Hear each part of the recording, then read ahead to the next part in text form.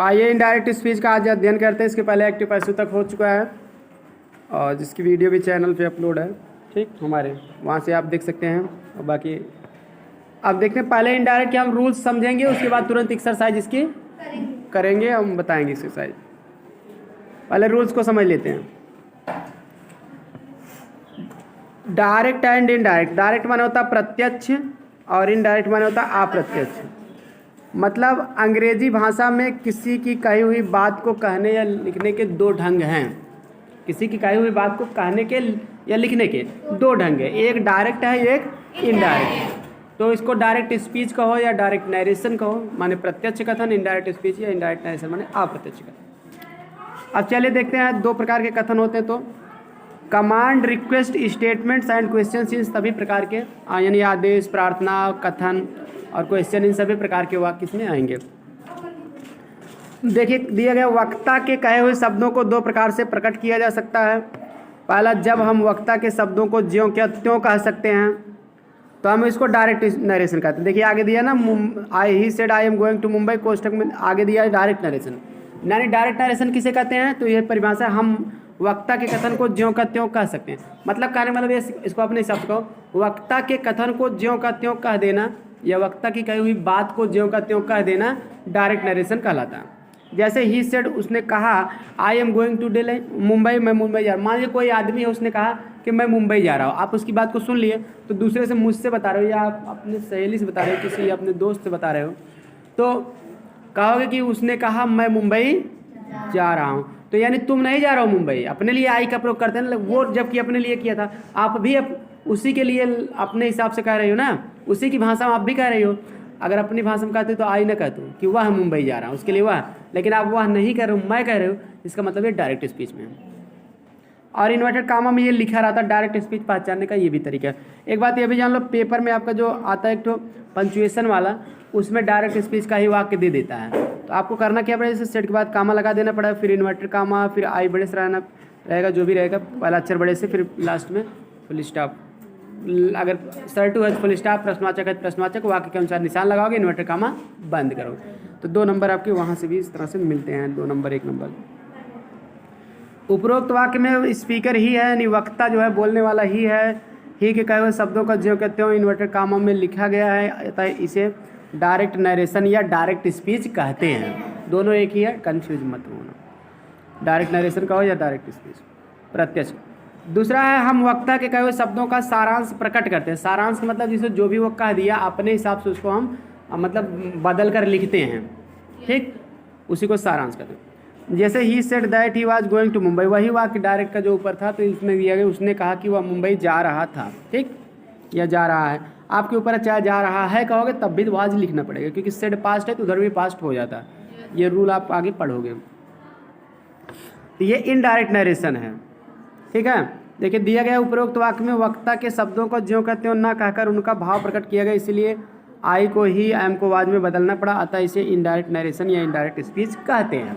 आप शार्टली आप इसको थोड़े में ऐसे कह सकते हो, वक्ता की कही हुई बात को उसी के शब्दों में ज्यों का त्यों न लिखकर अपने शब्दों में बदल कर लिखना या कहना डायरेक्ट इनडायरेक्ट नरेशन कहलाता है, ठीक है, अप्रत्यक्ष कथन कहलाता है इनडायरेक्ट नरेशन। अब चलिए अदर एग्जाम्पल्स भी कुछ दिए हैं, उसको भी हम पढ़ लेते हैं। द ओल्ड लेडी सेड, बूढ़ी महिला ने कहा, there is no one in the house, घर पे कोई नहीं, घर में कोई नहीं है। हम दूसरे से यही कहेंगे, जो दूसरे से हम बताएंगे उसकी कही हुई बात को अपने हिसाब से, तो वही इनडायरेक्ट है। तो अब कहेंगे हम, the old lady said that there was no one in the house, बूढ़ी औरत ने कहा, बूढ़ी महिला ने कहा कि घर में कोई नहीं था। की से हम जोड़ रहे हैं ना, तो दैट लग जाएगा, कामा इन्वर्टेड कामा हट जाएगा, और यहाँ सेड पास्ट में रहता तो इसका वाज हो जाता। We are marching in the name of God, Gandhi ji said, Gandhi ji ने कहा कि हम भगवान के नाम पर जो है मार्चिंग कर रहे हैं, मतलब आगे बढ़ रहे हैं, ठीक है ना, यहाँ मार्च मतलब आगे बढ़ना। तो Gandhi ji remark that they were marching in the name of God, Gandhi ji ने रिमार्क मैंने टिप्पणी किया या कहा, तो सेड भी यहाँ कर सकते थे, मान लीजिए रिमार्क कर दिए कि वे जो है भगवान के नाम पे आगे बढ़ रहे थे। ही सेड, उसने कहा, आई एम लर्निंग फ्रेंच, मैं फ्रेंच सीख रहा हूँ, तो इनडायरेक्ट होगा, ही said that he was learning, उसने कहा कि वह फ्रेंच सीख रहा था, तो अपने हिसाब से बदल के कहा गया ना, तो इनडायरेक्ट है। नोट देख लिए, इनडायरेक्ट स्पीच में इन्वर्टेड कामा का प्रयोग नहीं होता है। देखिए कहीं हुआ है, नहीं हुआ है, कामा इन्वर्टेड कामा हट जाएगा। अब देखिए नरेशन के, डायरेक्ट नरेशन के दो भाग होते हैं, सभी भाग आपको जानना जरूरी है, तभी आपको पूरा डायरेक्ट से इनडायरेक्ट बनाने के नियम समझ में आएंगे। तो पहले ध्यान लेते हैं, देखिए डायरेक्ट नरेशन के दो भाग होते हैं, कितने? दो भाग। पहला दिया गया रिपोर्टिंग वर्ब, दूसरा रिपोर्टेड स्पीच। ठीक, तो दो दिया किताब में, लेकिन मैं आपको तीन बताया था क्लास में जब लिखवाया था आपको, तो एक जान लीजिए, उसको भी जान लीजिए। पहला है सब्जेक्ट, पहला क्या है? सब्जेक्ट। तो सब्जेक्ट नहीं दिया गया, रिपोर्टिंग वर्ब दे दिया गया है, और ठीक है, तो और ऑब्जेक्ट भी नहीं दिया गया है डायरेक्ट। अच्छा, रिपोर्टिंग वर्ब दे दिया ना, और सब्जेक्ट, रिपोर्टिंग वर्ब का सब्जेक्ट भी रहेगा, ऑब्जेक्ट भी रहेगा। तो ये जो है डायरेक्ट नरेशन की बात करें तो देखिए इसको दो तरीके से बांट सकते हो। पहला है रिपोर्टिंग स्पीच, रिपोर्टिंग स्पीच कह दीजिए, दूसरा रिपोर्टेड स्पीच। हम ऐसे आपको बताए थे, नोट्स में लिखवाए थे क्लास में ऑफलाइन, ठीक है। तो डायरेक्ट नरेशन के दो भाग होते हैं, पहला है रिपोर्टिंग स्पीच, आप इसको समझ लीजिए ऐसे, रिपोर्टिंग स्पीच। अब इसी रिपोर्टिंग स्पीच के तीन भाग होते हैं, एक होता है सब्जेक्ट होता है, दूसरा रिपोर्टिंग वर्ब, और तीसरा ऑब्जेक्ट। तो केवल रिपोर्टिंग वर्ब दे दिया ना, रिपोर्टिंग स्पीच का केवल एक शब्द रिपोर्टिंग वर्ब दे दिया, तो रिपोर्टिंग वर्ब का सब्जेक्ट ऑब्जेक्ट नहीं लिखा गया है, तो वही जान लीजिए रिपोर्टिंग स्पीच का भाग हो जाता है। क्लियर कि वर्ब है तो सब्जेक्ट ऑब्जेक्ट रहेगा ही, तो कुल मिला के तीन होते हैं इस तरह से। विद्या प्रकाशन की बुक में देखेंगे तो उसमें इस तरह से बताया गया कि तीन भाग होते हैं डायरेक्ट नरेशन के, reporting speech, reported speech. Reporting speech के तीन, मतलब डायरेक्ट नरेशन के दो भाग होते हैं, reporting speech, reported speech. Reporting speech के तीन भाग होते हैं, रिपोर्टिंग वर्ब का सब्जेक्ट और फिर रिपोर्टिंग वर्ब ऑब्जेक्ट। तो रिपोर्टिंग वर्ब किसे कहते हैं? देखिए, वक्ता की बात को जिस प्रकार जिस फाइनिट वर्ब से कहना आरंभ करते हैं। फाइनिट वर्ब माने होता है मेन वर्ब, फाइनिट वर्ब मतलब मेन वर्ब, जो मुख्य क्रिया होती है उसी को फाइनिट वर्ब कहते हैं। वैसे फाइनिट वर्ब माने होता है समापिका क्रिया, समापिका क्रिया किसको कहते हैं? मुख्य क्रिया को ही कहते हैं, उसे रिपोर्टिंग वर्ब कहते हैं। The verb that इंट्रोड्यूसेज the reported speech is called the reporting verb, English में कहा गया है, इसको इन्वर्ट कामा के बाहर लिखा जाता है। होता क्या है कि फाइनिट वर्ब मतलब जैसे जो मेन वर्ब होता है उसको फाइनिट वर्ब कहते हैं, हाँ, उसके साथ सहायक क्रिया भी आ सकती है। तो इस तरह से जो है ये रिपोर्टिंग स्पीच हो गया। रिपोर्टिंग स्पीच इन्वर्टेड कामा के बाहर का भाग होता है, जिसके तीन भाग होते हैं, सब्जेक्ट, रिपोर्टिंग वर्ब, ऑब्जेक्ट। अब चलिए रिपोर्टेड स्पीच देख लेते हैं। रिपोर्टेड स्पीच जो कुछ वक्ता द्वारा कहा जाता है उसे रिपोर्टेड स्पीच कहते हैं। इन्वर्टेड कामाज के अंदर लिखा जाता है इसे। रिपोर्टेड स्पीच कहाँ लिखा जाएगा? इन्वर्टेड कामाज के अंदर।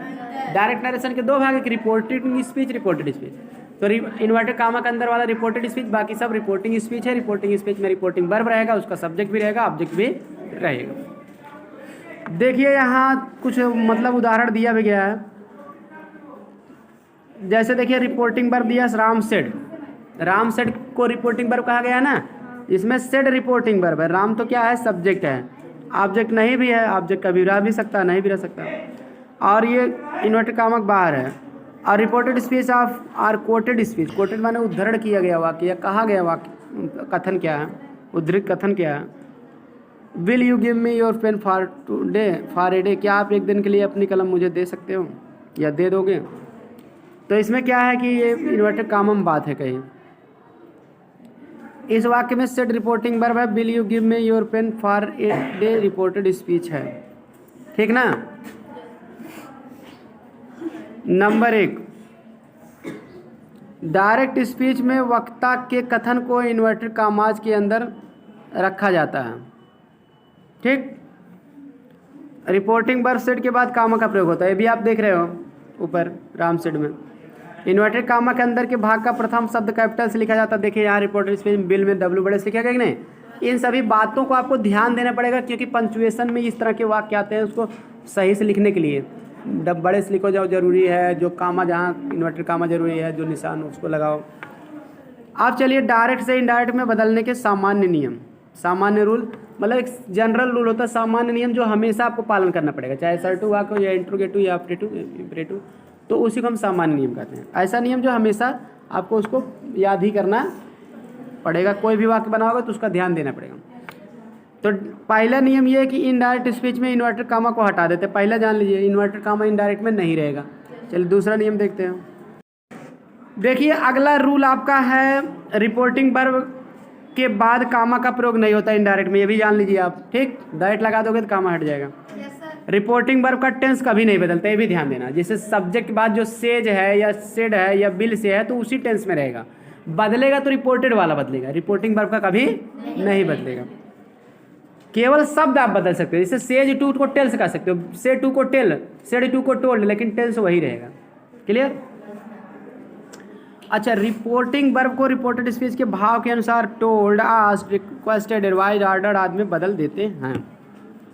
भाव के अनुसार मतलब जैसे आज जैसा वाक्य रहेगा अर्थ उसका निकलेगा, कि सर टू रहेगा टोल्ड प्रश्नवाचक है तो आस्क्ड, नहीं तो प्रार्थना, तो रिक्वेस्टेड सलाह है, तो एडवाइज आदेश है तो ऑर्डर्ड। इस तरह से हम बदलेंगे, आगे आपको एक एक करके पढ़ेंगे, ठीक ना। अभी टोल्ड वाला आप पढ़ोगे, सर टू वाला, फिर उसके बाद आस्क्ड वाला, ठीक।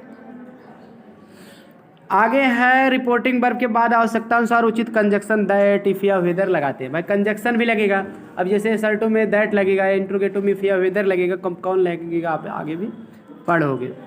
छठवां रूल कह रहा है टेंस एवं प्रोनाउन और टाइम और पोजीशन सूचक शब्दों में परिवर्तन होता है। जैसे कोई टेंस रहेगा तो भाई टेंस भी बदला जाएगा, उसका नियम बताया जाएगा आपको, कौन सा टेंस किस में बदला जाएगा। प्रोनाउन भी बदलेगा, जैसे आई है तो आई को ही किया जाएगा, या वी का दे किया जाएगा, जो भी किया जाएगा उसको बताया जाएगा, यू का किस में बदला जाएगा। और टाइम व पोजीशन भी सूचक शब्दों में परिवर्तन होता है। टाइम भी कभी कभी बदल, जैसे दिस डे का दैट डे हो जाता है, दिस का दिन, नाउ का दिन हो जाता है। ये सब आगे आपको निकटता सूचक शब्दों में परिवर्तन वाले टॉपिक में आप पढ़ेंगे, ठीक है। अब जैसे टुमारो, द नेक्स्ट डे, तमाम सब होते हैं। चलिए यहाँ तक आपको पता चल गया ओवरव्यू, सामान्य नियम की जो आपको पढ़ने हैं। आगे किया गया अर्थ की दृष्टि से सेंटेंस को 5 प्रकार में बांटा गया है, मतलब अर्थ के हिसाब से देखा जाए तो वाक्य कितने प्रकार के हैं, 5 प्रकार के। और इन्हीं 5 प्रकार का आपको इनडायरेक्ट बनाना सीखना है। केवल आप पहले प्रकार का सर टू देखेंगे, सर टू आप अच्छे से देख लेंगे तो सब अपने आप आ जाएगा, केवल कंजक्शन और रिपोर्टिंग पर बदलना रहेगा, ठीक। इसलिए आप सर टू सेंटेंस को बहुत अच्छे से पढ़िए, टाइम से लगा के ध्यान से पढ़िए। देखिए assertive, interrogative, imperative, optative, exclamatory, इतना प्रकार के वाक्य हैं। देखिए एसर्टिव में क्या बताया गया कि स्टेटमेंट्स माने कथन, किसी की कही हुई बात रहती है। साधारण कथन रहता है जिसमें अफर्मेटिव निगेटिव दोनों आते हैं, इसको भी जान लेना। पहले इसका हम पहचान बता रहे हैं, अफर्मेटिव प्लस निगेटिव मिलके होता है एसर्टिव। इंट्रोगेटिव में जान ही रहे, सहायक क्रिया से शुरू होता है और WH फैमिली से शुरू होता है, when, why, what. Imperative sentence क्या वर्ब की फर्स्ट फॉर्म से शुरू होता है, डू नॉट या डोंट, ऑलवेज, नेवर, ये सब एक्टिव पैसिव में आपको बताया गया था इम्परेटिव सेंटेंस की पहचान। ऑप्टेटिव सेंटेंस क्या होता है, इसमें इच्छावाची वाक्य, मतलब इसमें गुड विशेज, ठीक है, मतलब अच्छी भावना है या शुभकामना जिसको कहते हैं दी जाती है। जैसे भगवान तुम्हारा भला करें, may God help you, may you live long, आप दीर्घजीवी हूँ, मे यू लिव 100 ईयर्स, 100 साल जियो, इस तरह से कोई भी आशीर्वाद दिया, मे यू बी हैप्पी, खुश रहो, इस तरह से। और या फिर आश्राप भी दे दिया था, मे यू डाई, तुम मर जाओ, ये सब बातें होता। एक्सक्लेमेटरी सेंटेंस भी आता है, जैसे मतलब इसमें से स्ट्रांग फीलिंग्स आती हैं, तीव्र भावनाएं जो हमारे मन में उठती है, जैसे इला, सुर्रा, ओ, आ, ये सब क्या है, मन की भावनाएं, दुख की बात है, सुख की बात है, आश्चर्य की बात है, घृणा की बात है, ये सभी इसमें आती हैं एक्सक्लेमेटरी में। और डायरेक्ट नरेशन में इन भेदों का ध्यान रखना आवश्यक है। बिना वाक्य के प्रकार को पहचाने उसे नियम अनुसार नहीं बदला जा सकता है। डायरेक्ट से इनडायरेक्ट स्पीच में परिवर्तन है तो नियमों का विस्तृत अध्ययन हमें इन वाक्यों के प्रकार के अनुसार अलग अलग किया जा रहा, ठीक है। अब देखिए बात यह है कि अब सभी प्रकार के वाक्य आपको बता दें कितने प्रकार के वाक्य हैं। असर्टिव, अफर्मेटिव, निगेटिव, इम्परेटिव में आदेश, सलाह, प्रार्थना, इंट्रोगेटिव प्रश्न, ऑप्टेटिव में इच्छा, शुभकामना, भगवान से की गई प्रार्थना या श्राप, ये रहेगा। एक्सक्लेमेटरी में जो है इला, सुर्रा, ओ, आ, यानी सुख, दुख, आश्चर्य, घृणा, शाबाशी इत्यादि भावनाएं इसमें रहेंगे। अब आपको असर्टिव सेंटेंस पढ़ाया जाएगा एक एक करके, असर्टिव सेंटेंस के सारे रूल्स, इसके एग्जांपल्स। असर्टिव सेंटेंस साधारण वाक्य, इसमें अफर्मेटिव और निगेटिव दोनों वाक्य आते हैं। इन वाक्यों के द्वारा किसी बात का कथन ज्ञात होता है। इस प्रकार के वाक्यों को इनडायरेक्ट बदलने के नियम निम्नलिखित हैं। कथन है, कथन मतलब आप सकारात्मक भी कह सकते हैं, नकारात्मक, जैसे मैं जा रहा हूँ, मैं नहीं जा रहा हूँ, ये कथन है, ठीक है। कथन सूचक वाक्य भी इसलिए इसको कहते हैं।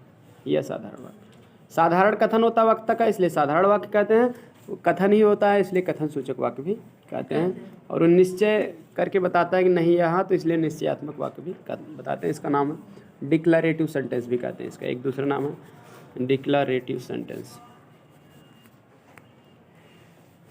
रूल देखते हैं इसके। पहला रूल है रिपोर्टिंग स्पीच में लिखी हुई क्रिया से सेज सेड को नहीं बदलते हैं। क्रिया से सेज सेड को क्या करते हैं? नहीं बदलते हैं। आगे देखिए दूसरा नियम, रिपोर्टिंग स्पीच में यदि क्रिया के बाद कर्म भी हो यानी ऑब्जेक्ट भी हो तो प्रीपोजिशन टू लगा रहता है। से जैसे say to, says to, said to लिखा होता है, तब से टू को टेल, सेज टू को टेल्स और सेड टू को टोल्ड में बदल देते हैं। ठीक, आपको जब ऑफलाइन क्लास में लिखाया जा रहा था पूरा बताया गया ये सब कि हाँ बदलते कब हैं, जो नहीं लिखाया गया जान वहाँ नहीं बदलते हैं। तो से सेज सेड यानी केवल यही रहेगा, टू इनके बाद नहीं रहेगा तो नहीं बदला जाएगा, नहीं तो क्या करते हैं? बदल देते हैं। टोल्ड किस में बदल देते हैं बता दिया गया आपको। रिपोर्टिंग स्पीच के बाद एक कामा लगा रहता है, ये भी आपको जानना है, और कामा उस कामा को हटाकर वहाँ दैट लिख देते हैं। जब असर्टिव सेंटेंस में हम बनाते हैं इनडायरेक्ट तो कामा इन्वर्टेड कामा हटा के दैट लिख देते हैं। दैट कंजक्शन आपका लग जाएगा, क्योंकि हिंदी में आएगा की, उसने कहा की का अंग्रेजी दैट। रिपोर्टेड स्पीच में लिखा हुआ वाक्य इन्वर्टेड कामा के अंदर होता है तो ये इन्वर्टेड कामा हटा दिए जाते हैं। ठीक, जो इन्वर्टेड कामा के अंदर लिखा रहता है तो इन्वर्टेड कामा को भी हटा दिया जाता है, कामा भी हटा दिया जाता है, दैट लगा दिया जाता है। रूल नंबर 5 हमारा कह रहा है रिपोर्टेड स्पीच के टेंस का परिवर्तन अति महत्वपूर्ण है। यह टेंस परिवर्तन केवल तभी होता है जब रिपोर्टिंग स्पीच की क्रिया पास्ट टेंस में हो, यानी कि अगर रिपोर्टिंग स्पीच की क्रिया पास्ट टेंस में हो तो रिपोर्टिंग स्पीच की क्रिया प्रेजेंट पास्ट में होगी तभी परिवर्तन होगा, नहीं तो नहीं परिवर्तन होगा। ठीक, यानी पास्ट के अलावा रिपोर्टिंग स्पीच की क्रिया प्रेजेंट टेंस में या फ्यूचर टेंस में हो तो रिपोर्टेड स्पीच का टेंस नहीं बदलते। ये भी आपको बताया गया कि भाई पास्ट में रहेगी तो बदला जाएगा, नहीं तो प्रेजेंट या फ्यूचर में रहेगी रिपोर्टिंग वर्ब तो नहीं बदला जाएगा। चलिए देखते हैं उपनियम नंबर 1। तो ये तो नियम था, अब नियम से रूल था, उसके बाद उपनियम माने इसी से रिलेटेड कुछ और नियम भी हम देखते हैं। ठीक ना, ये कॉमन रूल्स थे, अब स्पेशल रूल्स आया। यदि कोई सहायक क्रिया ना हो तो मुख्य क्रिया की फर्स्ट फॉर्म देखते हैं, मुख्य क्रिया की फॉर्म देखते हैं। मतलब अगर सहायक क्रिया नहीं रहेगी तो हम केवल मुख्य क्रिया की फॉर्म देखेंगे ना कि कौन सी मुख्य क्रिया है, फर्स्ट है कि सेकंड है कि यस या यस है। अगर सहायक क्रिया नहीं रहेगी तो देखिए प्रेजेंट इनडेफिनिट और पास्ट इनडेफिनिट, यही दो ही टेंस की अफर्मेटिव वाक्य हो सकता है। ठीक, सेकंड रहेगा पास्ट इनडेफिनिट, नहीं तो प्रेजेंट इनडेफिनिट। तो वही करें केवल मुख्य क्रिया की फॉर्म देखते हैं। यदि मुख्य क्रिया की फर्स्ट फॉर्म में उसे सेकंड फॉर्म में कर देते हैं, यदि मुख्य क्रिया की फर्स्ट फॉर्म में है उसे सेकंड फॉर्म में कर देते हैं, यदि मुख्य क्रिया सेकंड फॉर्म में है तो हेड लगा के थर्ड फॉर्म कर देते हैं। कैसे कर देते हैं उसको समझो। जैसे अगर कह रहे हैं कि कोई सब्जेक्ट है उसके बाद सहायक क्रिया नहीं है तो केवल वर्ब की फर्स्ट फॉर्म आ गई है। फर्स्ट फॉर्म जैसे ही go to school, first form है ना, अब भाई एस सी एस लगाओगे तो गोज टू स्कूल, लेकिन सेकंड तो नहीं है ना, तो फर्स्ट फॉर्म हो या तो एस सी एस फॉर्म, उससे नहीं मतलब भाई, तब उसको हम कर देंगे इनडायरेक्ट बात है समझ, सेकंड में कर देंगे। क्यों कर देंगे? क्योंकि पास्ट इंडेफिनिट में बदलोगे गो या गोज का वेंट हो जाएगा ना, कि goes to school he went to school, जाता है जाता था। अब अगर सेकंड फॉर्म मान लीजिए पहले से है डायरेक्ट में तो सेकंड फॉर्म पास्ट इंडेफिनिट में ही आता है, तो इसलिए पास्ट परफेक्ट में बदलोगे तो हैड प्लस वर्ब की थर्ड फॉर्म आ जाएगा। अब समझ गए ना क्यों सेकंड और थर्ड फॉर्म बताया जा रहा है। फर्स्ट फॉर्म रहने पे सेकंड, सेकंड फॉर्म रहने पे हैड के साथ थर्ड। एग्जाम्पल में अभी आपको ये सब मिलेगा। रूल नंबर अगला दूसरा उपनियम है, यदि कोई सहायक क्रिया है तो उस सहायक क्रिया को ही बदला जाता है, फिर मुख्य क्रिया को नहीं बदलते हैं। भाई सहायक क्रिया के साथ जिस फॉर्म में है उसी में लगा देंगे। भाई पास्ट में भी बदलोगे तो वही रहेगा ना, जैसे डू या डज के साथ फर्स्ट है तो डिड के साथ फर्स्ट, इज ए मार्क के साथ आईएनजी तो वाज वर्क के साथ आईएनजी, हैज हैव हैड के साथ थर्ड फॉर्म तो है हैज हैव के साथ थर्ड फॉर्म तो हैज हैव के हैड कर देंगे तब third form, has been have been के साथ है तो हैड बीन कर देंगे। क्लियर? कुल मिला के सभी टेंसों में केवल सहायक क्रिया बदल देने से प्रेजेंट का या फ्यूचर का पास्ट हो जाता है। ठीक, तो ये चीज़ इसमें बताया गया है कि भाई सहायक क्रिया को बदल दिया जाता है केवल, बाकी मुख्य क्रिया को नहीं बदलते हैं क्योंकि वो भी उसी सहायक क्रिया के साथ आती है जिसमें बदला जाएगा। यदि यह परिवर्तन इसी प्रकार होता है, यदि फर्स्ट फॉर्म हो तो सेकंड में कर देते हैं और यदि थर्ड सेकंड हो तो हेड ला के थर्ड कर देते हैं। तो पीछे भी बताया गया। अगला है उपनियम नंबर 3, यदि एक से अधिक सहायक क्रियाएं हो तो पहले सहायक क्रिया को ही बदला जाता है। जैसे एक से अधिक सहायक क्रिया तो पहले को बदला जाएगा। मान लीजिए हैज बीन है ना, तो हैज बीन में तो बीन नहीं बदला जाता, हैज का हेड कर दो बस हैड बीन हो जाएगा। क्लियर? हैव बीन में भी वही, और बिल हैव बीन है तो इसमें देखिए 3 सहायक क्रिया है, बिल हैव बीन तो केवल बिल का आउट होगा, सेल हैव बीन सेल का शूट होगा, तो यानी कि पहला केवल बदलिए बाकी सब वैसे रहने दीजिए। तो ये इसका काम है। अगला है भाई देखिए डायरेक्ट, ग्रामर में केवल यही समझना चाहिए डायरेक्ट हो से इनडायरेक्ट बना रहे हो या कुछ भी कर, तो ये कि मतलब कहाँ से क्या क्या किया जाता है, इसका फंक्शन क्या है, बस वही समझ लिए तो आपको रटने की जरूरत नहीं है, नहीं तो रटते रहोगे बोलते रहोगे कन्फ्यूजन में रहोगे। ठीक। रूल नंबर 4 क्या करा, यदि रिपोर्टेड स्पीच की क्रिया में, यानी जो इन्वर्टेड कामों में दिया गया उसी को रिपोर्टेड स्पीच कहते हैं, उसमें कुछ शब्द बताए जा रहे हैं, अगर आ जाएंगे कौन कौन से शब्द हैं, हैड है, use to, had better, could, might, would, should, must, ought to का प्रयोग हो तो इन क्रियाओं में कोई परिवर्तन नहीं होता। इनको सेम टू सेम हम ऐसे ही लिख देंगे क्योंकि ये मॉडल गैलरी है ना, कैन, कुड में, माइट, यूज टू सब, और हैड, ठीक है, हैड तो वैसे भी पास्ट परफेक्ट में बदला ही नहीं जाता, हैड साथ बेटर है तब भी बदला नहीं जाता। ठीक है, जैसे हैड बेटर का प्रयोग बता दें, जैसे you had better go there, तुम्हारे लिए वहाँ जाना अच्छा होता, तो मतलब कुछ तरह से कोई बात बताई जाती है। उपनियम नंबर 5 देखते हैं, यदि रिपोर्टेड स्पीच की क्रिया में कोई शाश्वत सत्य, शाश्वत सत्य मतलब सदा सत्य रहने वाली बात, जैसे सूर्य पूरब में निकलता तो पूरब में ही निकलेगा, 2 and 2 मेक 4, 2 और 2 4 होता तो 4 ही होगा, ये सदा सत्य रहने वाली बात है। आदत हो, आदत संबंधित तथ्य, आदत में जैसे मतलब कुत्ते अजनबियों पर भगते हैं, डॉग्स बार्क एट स्ट्रेंजर। कहावत हो, कहावत मतलब से जैसे हम कहते हैं कि honesty is the best policy, ईमानदारी अच्छी नहीं थी, ये कहावत है।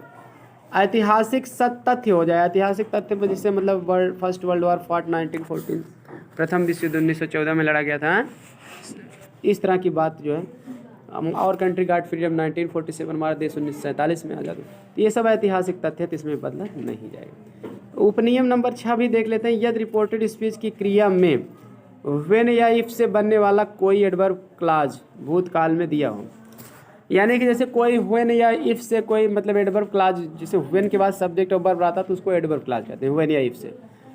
तो अगर ऐसा हो कोई क्लॉज तो उस क्रिया के टेंस में कोई परिवर्तन नहीं होता, तब यानी कि वहाँ टेंस नहीं बदला जाएगा। व्हेन और इफ से कोई क्लॉज रहेगी तो टेंस परिवर्तन मत करिए, जिस टेंस में है उसी टेंस में सेम टू सेम लिख दीजिए, क्योंकि 2 कार्य आएंगे ना, जैसे व्हेन जब वो आएगा तब मैं जाऊँगा, यदि इफ माने यदि तुम आओगे तो मैं जाऊँगा, इस तरह की 2 बातें कम से कम बताई जाएंगी।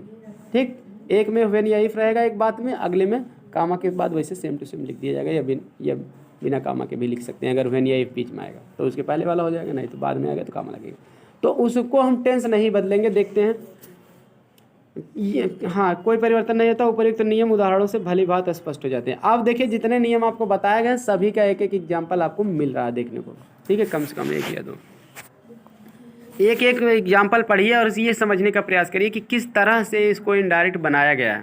पहले आप खुद समझने का प्रयास करेंगे, मैं बता रहा हूँ तब स्पष्ट हो जाएगा। देखिए पहला रूल कह रहा, पहला उदाहरण, पीपुल से लोग कहते हैं the minister will visit very soon, अध्यापक प्रिंसिपल जो है मिनिस्टर है, मिनिस्टर माने मंत्री, मंत्री बहुत जल्द ही, विजिट माने भ्रमण पर आएंगे या देखने आएंगे, मिलने आएंगे, ठीक है ना, विजिट माने कहीं देखने जाना या भ्रमण करने जाना या किसी से मिलने जाना। तो अब यहाँ देखिए से क्या है, पीपल फर्स्ट फॉर्म है, से वर्ब की पीपल नाउन है और से वर्ब की फर्स्ट फॉर्म, तो सब्जेक्ट बाद वर्ब की फर्स्ट फॉर्म कहाँ आता है, प्रेजेंट इंडेफिनिट में आता है, या तो फर्स्ट फॉर्म आएगा तो विल से, या तो से जाएगा। अब देखिए तो यहाँ क्या है, ये प्रेजेंट टेंस में रिपोर्टिंग वर्ब ना, तो इसीलिए दैट लगा के जोड़ दीजिए, टेंस बदला नहीं जाएगा। जब टेंस नहीं बदला जाएगा तो ये विल का वुड भी नहीं बदला जाएगा। क्यों? क्योंकि भाई वर्ब बदलोगे तो टेंस बदलेगा। टेंस किसे कहते हैं? क्रिया के रूप के परिवर्तन को टेंस कहते हैं। अगर टेंस बदलोगे तो क्रिया का रूप बदलोगे, नहीं बदलना यहाँ। अगला ही सेज, देखिए सेज भी प्रेजेंट टेंस में आता है, इसलिए दैट लगा के जोड़ दीजिए, कोई परिवर्तन नहीं होगा। चलिए आगे चलते हैं। अगला उदाहरण आपका है he said Ram has past, तो यहाँ सेड पास्ट टेंस में है तो इसलिए दैट से जोड़ा गया, हैज का क्या कर दिया गया, हैड कर दोगे तो पास्ट परफेक्ट में बदल जाएगा। भाई सारे क्रिया केवल बदल दो, वर्ब तो वही रहता है। चौथा दे से टू अस, तो से टू का टेल कर दिया गया, इसके बाद दैट लगा दीजिए, इंडिया हैज का हैज ही रहेगा, क्योंकि ये सेज टू से टू क्या है, मतलब प्रेजेंट टेंस है ना, तो इंडिफिनिट है तो इसलिए टेंस बदला नहीं जाएगा। अगला है Reena says to me, says to का टेल्स कर दिया गया, दैट लगा के जोड़ दिया गया, क्योंकि सेज है तो इज का आवाज भी नहीं होगा, टेंस बदला नहीं जाएगा। फादर इज इल का वही रहेगा, हर फादर इज इल। छठवां है he said to her the examination will start soon, तो सेड टू का टोल्ड कर दिया गया, दैट लगा के जोड़ दिया गया। अब देखिए सेड टू है तो पास्ट टेंस है, भाई सब्जेक्ट ही है, सेड वर्ब की सेकंड फॉर्म है तो सेकंड फॉर्म पास्ट इंडेफिनिट में आता है, तो पास्ट टेंस है तो इसलिए बिल का क्या हो जाएगा, वुड हो जाएगा, द एग्जामिनेशंस विल का वुड स्टार्ट सून। स्टार्ट तो बदला नहीं जाता, मेन वर्ब उसी हिसाब से रहता। आगे देखते हैं 7वां वाक्य देखते हैं। अगला देखिए वाक्य आपका है he will say the school is complete, the school work is complete. तो से के बाद दैट लगाओ, फिर स्कूल वर्क इज का इजी रहे क्योंकि बिल से है तो फ्यूचर इंडेफिनिट टेंस है तो इसलिए टेंस बदला नहीं जाएगा। 8वां है सी सेड, सी के बाद तुरंत सेड आ गया, वर्ब फॉर्म मतलब पास्ट टेंस आ गया, तो सेकंड फॉर्म है तो पास्ट ही है, तो दैट लगा के जोड़ा जाएगा। आर का वर्ब भी कर दिया जाएगा, द बर्ड्स आर का verb flying in the sky. इस तरह से थोड़ा थोड़ा कहाँ से क्या क्या करना वही समझ लो, बस आराम से आपको काम हो जाएगा। Kiran said to me, said to का टोल्ड कर दिया, दैट लगा दिया। मिस्टर गुप्ता टीचर्स का सेकंड फॉर्म टाट हो जाएगा, इंग्लिश इन क्लास एक्स। ठीक है, अगला है they said many soldiers died in the battle field, तो दैट लगा के जोड़ दिएगा क्योंकि सेड है पास्ट टेंस है तो इसलिए डाइड का भाई पास्ट इंडेफिनिट टेंस है, सेकंड फॉर्म है तो इसको बदलोगे तो हैड प्लस थर्ड फॉर्म में बदल दिया जाएगा। रूल अभी बताया गया था पीछे। ठीक, सेकंड फॉर्म रहेगा तो हैड प्लस थर्ड फॉर्म क्योंकि पास्ट परफेक्ट में बदला जाएगा। अगला है you said to them she was cooking food, तो सेड टू का टोल्ड कर दिए, देम दैट लगा के वाज का हो जाएगा हैड बीन, क्योंकि भाई पास्ट कॉन्टिन्यूस में वाज आता है तो परफेक्ट कॉन्टिन्यूस में हैड बीन हो जाता है। बाकी मेन वर्ब तो वही रहता, पता है कि परफेक्ट कॉन्टिन्यूस हो चाहे परफेक्ट कॉन्टिन्यूस, दोनों माइंजी ही रहता है, नो प्रॉब्लम। अगला you said they do not know the address, तो सेड का पास्ट टेंस है तो दैट लगा के जोड़ोगे तो डू नॉट का क्या हो जाएगा, डिड नॉट हो जाएगा। भाई मेन वर्ब डू नॉट के साथ भी वही रहता है, फर्स्ट फॉर्म डिड नॉट के साथ भी। अगला है he said Mala does not play cricket, तो अब यहाँ दैट लगा के जोड़ दीजिए। अब सेड है तो पास्ट टेंस है तो डज नॉट का क्या हो जाएगा, डिड नॉट हो जाएगा। He said the patient did not go to hospital, that लगा के जोड़ेंगे, सेड पास्ट में है इसलिए डिड नॉट को किस में बदल देंगे, हैड नॉट के साथ गान कर देंगे। इतना ध्यान देना कि डिड के साथ जैसे फर्स्ट फॉर्म है ना, तो पास्ट इंडेफिनिट में डिड के साथ फर्स्ट फॉर्म आती है तो पास्ट परफेक्ट बदलेंगे तो हैड, और हैड के साथ थर्ड फॉर्म आपको बनाना पड़ेगा। सेकंड होती तो थर्ड बनाते तब भी हैड के साथ, और फर्स्ट है डिड के साथ तो हैड के साथ थर्ड फॉर्म। इसमें ध्यान देना है पास्ट इंडेफिनिट वाले में। ये पास्ट में ही भाई प्रेजेंट में है तो केवल सहायक क्रिया बदल दो, मेन वर्ब ना बदलो चलेगा, लेकिन पास्ट के इंडेफिनिट में है तो भाई पास्ट के इंडेफिनिट में थर्ड फॉर्म आता नहीं है, परफेक्ट में आता है, इसलिए हैड प्लस थर्ड फॉर्म करना पड़ेगा, चाहे सेकंड हो या डिड के साथ फर्स्ट हो। अगला अपना करा है कि फादर सेड, पिता ने कहा, the earth moves round the sun, पृथ्वी सूर्य के चारों ओर घूमती है, तो ये सदा सत्य रहने वाली बात है, सूर्य की परिक्रमा करती रहती है ना, जिससे दिन और रात होते हैं, तो इसको हम क्या करेंगे, दैट लगा के जोड़ देंगे। भले सेड है पास्ट में लेकिन ये सदा सत्य रहने वाली बात है, इसलिए इसमें शाश्वत सत्य यह कह सकते हो, नो चेंज इसमें होगा। क्लियर। अगला है ही सेड टू राधा, व राधा से कहा dogs bark at the stranger, कुत्ते अजनबियों पर भौंकते हैं, तो ये भी सदा सत्य रहने वाली बात है। भाई भौंकते हैं तो भौंकते हैं, उनकी ड्यूटी है भौंकना, कुत्ते बड़े वफादार होते हैं, जितना खाते हैं उतना अपनी ड्यूटी भी कर देते हैं। आप जाओगे रात में तो भौंकने लगेंगे, भाव भाव, वो कहेंगे जाइए आप जाइए, मैं आपको काटूंगा नहीं, मैं अपनी ड्यूटी निभा रहा हूँ ठीक है ना, मेरा ड्यूटी है भाई, फर्ज है भौंकना, खाना खा रहा हूँ तो उतना काम भी मुझे करना पड़ेगा। Clear. Honesty is the best policy, तो दैट लगा के जोड़ देंगे हम, ये भी एक he said, honesty is the best, ये भी एक कहावत है, ईमानदारी एक अच्छी नीति है, यानी कि ईमानदारी से हमको रहना चाहिए, अच्छी नीति है, जो ईमानदारी से रहेगा लाइफ में हैप्पी रहेगा, ठीक है, सक्सेस रहेगा। दैट लगा के जोड़ दीजिए, बस और कुछ करना नहीं है। अगला है द टीचर सेड, अध्यापक ने कहा Akbar was a great emperor, Akbar एक महान सम्राट था।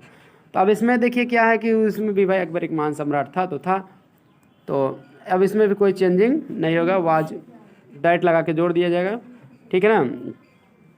वैसे द वाज का हैड बीन होता है तो हैड बीन भी आप कर सकते हो, कोई दिक्कत नहीं है, लेकिन इसमें कोई परिवर्तन करना जरूरी नहीं है क्योंकि भाई वो महान सम्राट था, ये बात सत्य है। आगे है ही सेड, उसने कहा व्हेन इट वाज रेनिंग, जब बारिश हो रही थी, एक girl was going alone on the road, तब एक लड़की अकेले सड़क पर जा रहे थे। तो आपको क्या बताया गया कि दो क्लाज आते हैं तो उसमें एक व्हेन या इफ़ से आता है, तो व्हेन से आएगा तो टेंस बदला नहीं जाएगा, इसलिए दैट लगा के जोड़ा गया। देखिए सेड भले पास्ट में है, इट वाज रेनिंग का उसी टेंस में रहेगा, गर्ल वाज गोइंग टू, सब कुछ वही है। व्हेन से आएगा तो दो बात रहेगी, व्हेन और इफ से, तो बदला नहीं जाएगा, यही तो बताया गया आपको। पास्ट में दो कार्यों का वर्णन होता तो बदला नहीं जाता, ये भी बताया गया था, तो वही रूल है। ही सेड, उसने कहा when if he were at this time, यदि वह इस पोस्ट एट दिस पोस्ट, यदि वह इस पद पर होता, he would do the same, तो वह वैसा ही करता। तो अब यहाँ he said that if he work over ही रहेगा at this post he would do the same. तो पोस्ट के बाद यहाँ काम हटा दिए हैं, लेकिन हटाना कोई ज़रूरी नहीं है। अब यहाँ देखिए बात ये है कि इफ़ से बताया गया, दो बातें बताई गई ना। तो इफ़ से एडवर्ब क्लॉज है ये आपका, इफ़ ही वर, जैसे when it was adverb clause था। तो इसमें इनके आने पर जो है बदला नहीं जाता, दो कार्य का वर्णन हो रहा है। वैसे भी पास्ट टेंस में दो कार्यों का वर्णन होता तो बदला नहीं जाता है। तो आई होप सारे रूल्स समझ में आ गए होंगे आपको। अब इसके बाद आपको इसकी एक्सरसाइज आपको बताया जाएगा, ठीक। आप लोग एक्सरसाइज कर लेना, फिर हम मिलवा देंगे पूरा, एक अगली क्लास में आपको पूरा बता देंगे। मिलते हैं नेक्स्ट।